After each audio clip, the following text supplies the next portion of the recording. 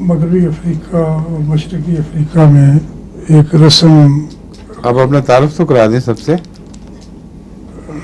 लुत्फ़ुर्रहमान महमूद सीरा Leone से जी। और किन के साहबजादे हैं? प्रोफेसर मियां अताउर रहमान साहब फिजिक्स के हुआ करते थे, जो बहुत ही मेहरबान उस्ताद, बहुत ही काबिल।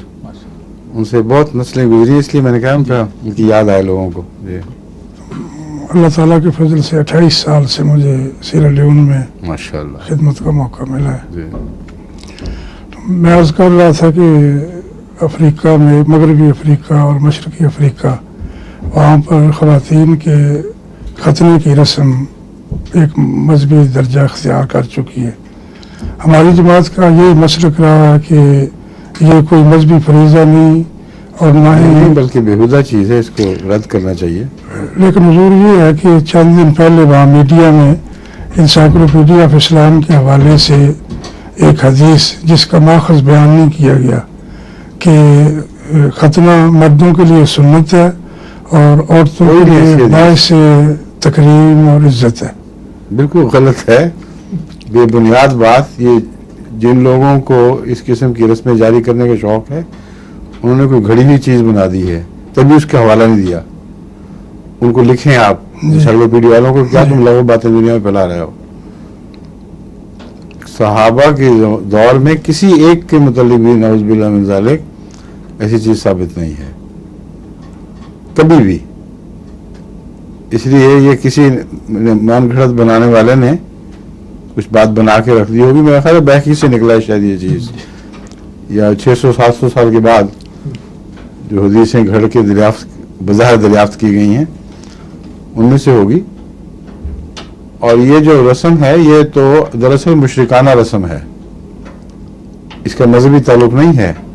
यहाँ एक दफ़ा एक सवाल जवाब की मजलिस में सवाल उठा था, तो मैंने उनको समझाया था कि अगर ये मजहबी रस्म होती तो सिर्फ मुसलमानों में इस्लामी रस्म होती तो मुसलमानों में पाई जाती, मगर वहाँ मुख्तलिफ पुराने क़बाइल में पाई जाती है और उनमें ज़्यादा शिद्दत से इस पर अमल होता है।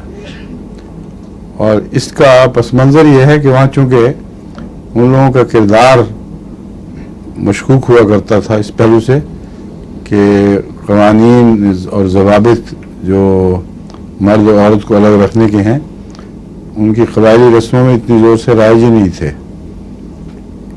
इसलिए पस मंज़र आज़ादी है, उसकी वजह से यह रस्म पैदा हुई है। चूँकि आम मिलना जुलना कोई बड़ा गुनाह समझा ही नहीं जाता था, इसलिए अपनी लड़की की इज्जत बनाने के लिए और ऊंचे सरदारों में उसको पेश करने के लिए ये रस्म चली।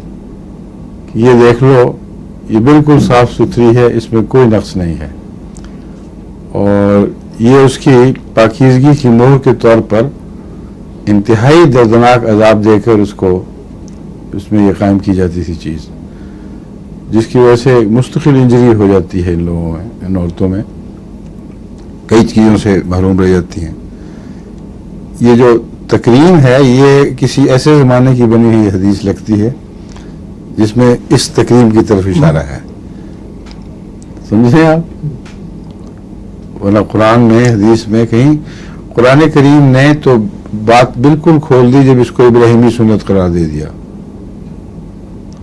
और बाइबल में भी इब्राहिमी सुन्नत है। कुरान करीम के अल्फाज में ये इब्राहिमी सुन्नत के तौर पर मिलता है जिक्र, या मेरे जहन में तासुर है सिर्फ?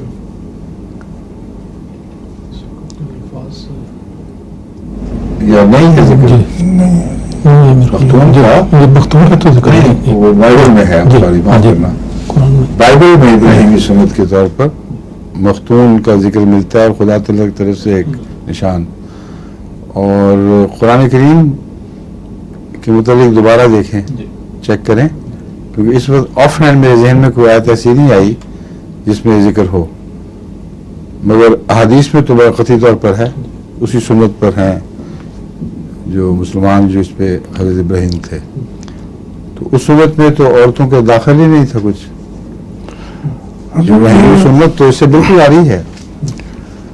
अलमिया ये है जी कि वहाँ पर ईसाई کہ مسلمانوں کو بدنام کرنے کے لیے یہ اسلام کی طرف منسوب کر رہے ہیں، اور جو مسلمان مالکیہ اس پہ عمل کر رہے ہیں وہ اپنی تائید میں حدیثیں بناتے ہیں. بناتے ہیں.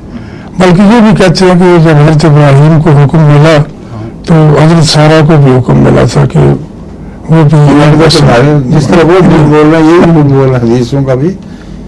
اس کے خلاف کھلم کھلا بار بار جماعتی لٹریچر میں اس کے خلاف جہاد ہونا چاہیے.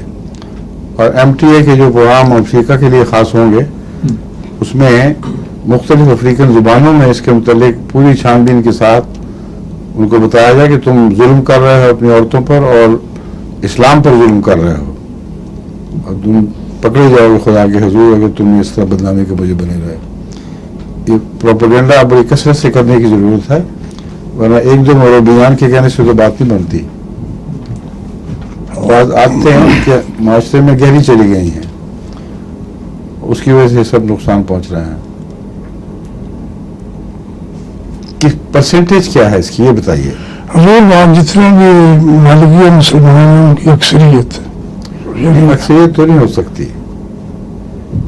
اس لیے نہیں ہو سکتی کہ وہاں انہی علاقوں میں جہاں مالکی مسلمان بھی کثرت سے ہیں وہاں شادی سے پہلے بغیر باقاعدہ نکاح کے تعلقات کا رواج بھی موجود ہے،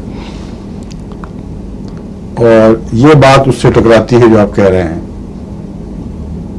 جس ختنے کی آپ بات کر رہے ہیں اس کے ساتھ وہ شادی کے بعد تو تعلقات کی خرابی ہو سکتی ہے، شادی سے پہلے ناممکن ہے.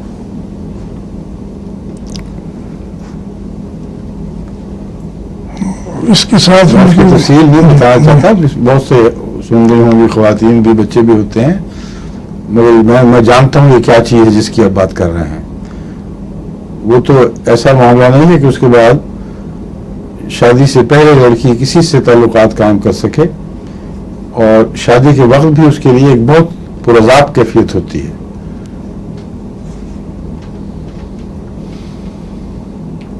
اور ویسے ہی بڑی جہالت کی بات ہے، اول درجے کی جہالت ہے کہ خدا نے خود جو مہر لگا رکھی ہے اس کی بجائے ایک نئی مہر بنائی ہوئی ہے اپنی طرف سے. اور مرد میں تو مختون ہونا ایک ظاہر بات ہے کہ وہ طبی طور پر مختون نہیں ہوتا، لیکن عورت کو تو خدا تعالیٰ نے پہلے سے ہی پاکیزگی کی مہر دی ہوئی ہے. اس کے بعد یہ بات تو بالکل تصور میں بھی نہیں آ سکتی. اس کو ہر پہلو سے اچھی طرح اس کا پورا تار پور بکھیرنا چاہیے، اور افریقہ کو ٹارگٹ بنانا چاہیے اس معاملے میں، وہ بالکل اس معاملے سے اعتراض کریں. باقی یہ جو آپ کہہ رہے ہیں عیسائی ان کو بناتے ہیں، میں نے تو مطالعہ کیا تھا اس کے متعلق، اور قطعی طور پر ثابت ہے کہ بہت سے ایسے علاقے جو مشرک ہیں اور جن میں عیسائیت ہے وہاں یہ رسم موجود ہے، اور بہت کئی مسلمان علاقے ہیں ان میں نہیں بھی ہے، خاص طور پر مالکی علاقے میں ہے. اچھا اب آگے چلیں، یا اسی بھی خیال رکھنا ہے.